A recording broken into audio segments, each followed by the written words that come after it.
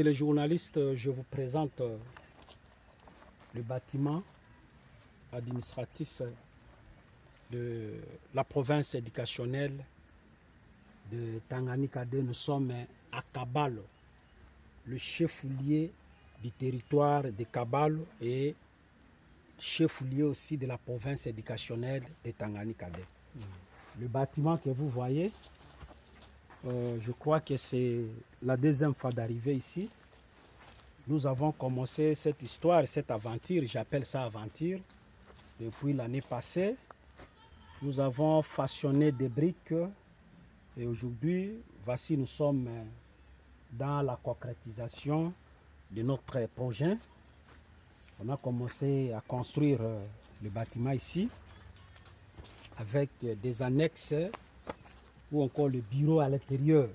Vous allez trouver le bureau des prophètes, bureau des informaticiens, bureau des comptables, bureau des services généraux avec d'autres services. Dans la grande porte ici, il y a ce que nous appelons la réception. Avant d'accéder à l'intérieur, vous allez trouver le secrétaire et ainsi de suite pour d'autres formalités. Alors, après ces bâtiments, nous avons encore un grand bâtiment ici que vous voyez. Nous venons de baptiser d'abord le bâtiment, c'est la salle polyvalente Jean-Pierre Dissongou Walisongo. Écoutez, nous avons une difficulté chaque fois pour l'organisation des manifestations. S'il y a une manifestation telle qu'une réunion des chefs d'établissement, une réunion de la revue annuelle de performance, nous sommes obligés toujours d'aller locater ou encore louer une salle pour passer la réunion. C'est pourquoi, en collaboration avec cette équipe que vous voyez, les autres sont restés, nous avons eu l'idée de construire ces bâtiments. Les bâtiments regorgent au moins 15 mètres de longueur et 9,5 de largeur. Voilà, les maçons sont là. Nous sommes déterminés, messieurs les journalistes, pour terminer avec le projet.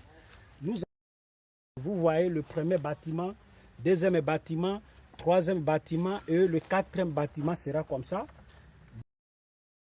Après cette porte, nous avons aussi la petite porte de secours pour l'accès aux autorités.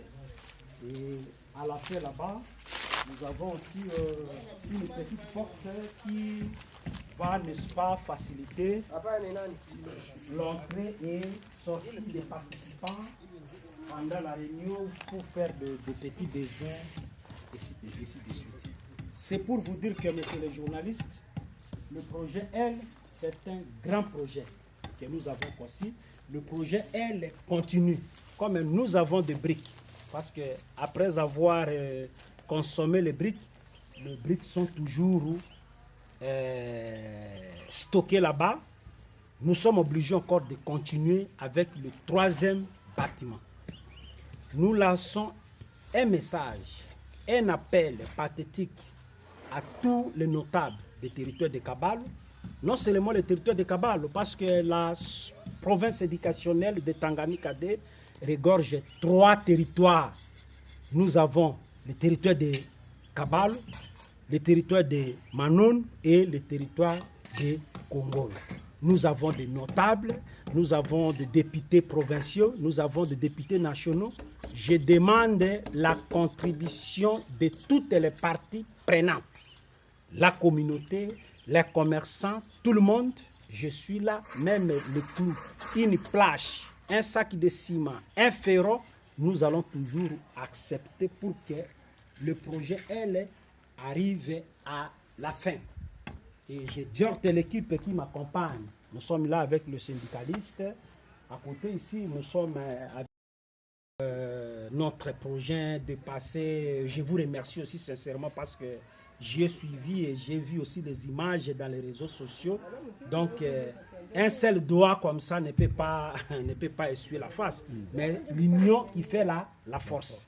J'ai commencé, mais je jette un message et j'appelle toutes les parties prenantes de venir nous aider pour que le projet ici arrive à la fin. Nous voulons créer une cité de l'éducation ici.